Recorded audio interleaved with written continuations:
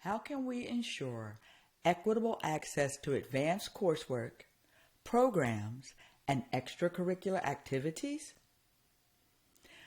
Well, while serving in my previous district, I visited a high school where AP enrollment had skyrocketed among historically underrepresented students. When I asked the principal what changed, she smiled and said, "We stopped waiting for students to find opportunities and started actively removing barriers." This simple shift illustrates the heart of educational equity work. For too long, we've confused equality, which is giving everyone the same thing, with equity, which is ensuring everyone gets what they need to succeed. So, in the past, we have used the passive approach. Let me explain. Many districts fall into predictable traps when addressing access to advanced opportunities. One trap is the open door fallacy. So some administrators believe that simply making programs available to everyone is sufficient. Our doors are open to any student who qualifies, they'll say, without recognizing the invisible barriers preventing many students from walking through those doors. The second trap is using single measures for identification. So that's where we rely solely on standardized test scores or teacher recommendations, which creates systemic bias. These measures often reflect opportunity gaps rather than ability differences. The third trap is the information gap. When information about advanced programs is communicated through channels that reach only certain families, like parent email lists or specific community networks, we inadvertently create exclusive pathways. The fourth trap is cultural misalignment. This is when programs designed without considering cultural perspectives are used as the gatekeeper for access and opportunity. And what happens is it often feels unwelcoming to students from varied backgrounds, even when technically accessible. So how do we address these traps?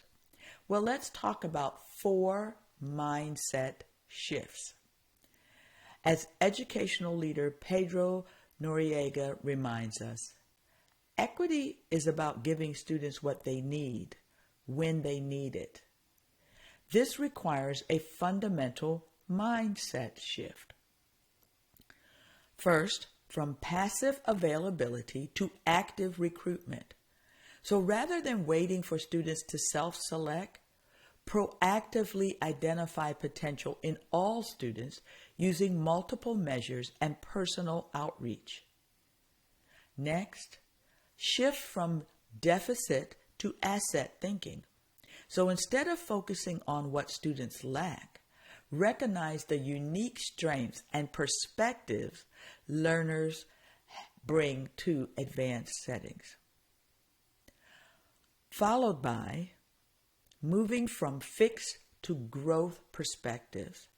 So I want you to replace the notion that advanced ability is innate with the understanding that rigorous opportunities develop potential in all students. And last but not least, move from program-centered to student-centered. So design programs around students' needs rather than forcing students to adapt to rigid program structures. When we do that, we can put in place approaches that work.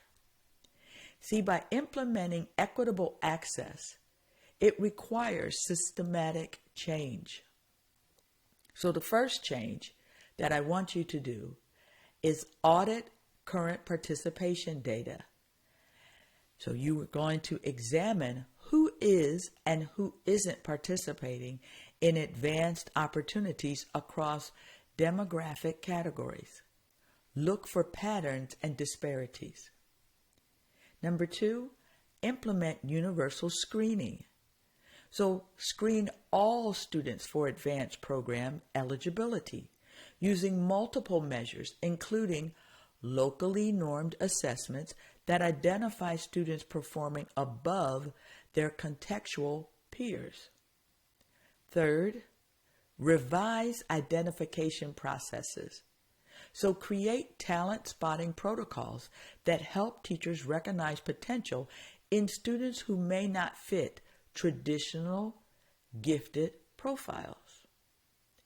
Fourth, develop talent pipelines.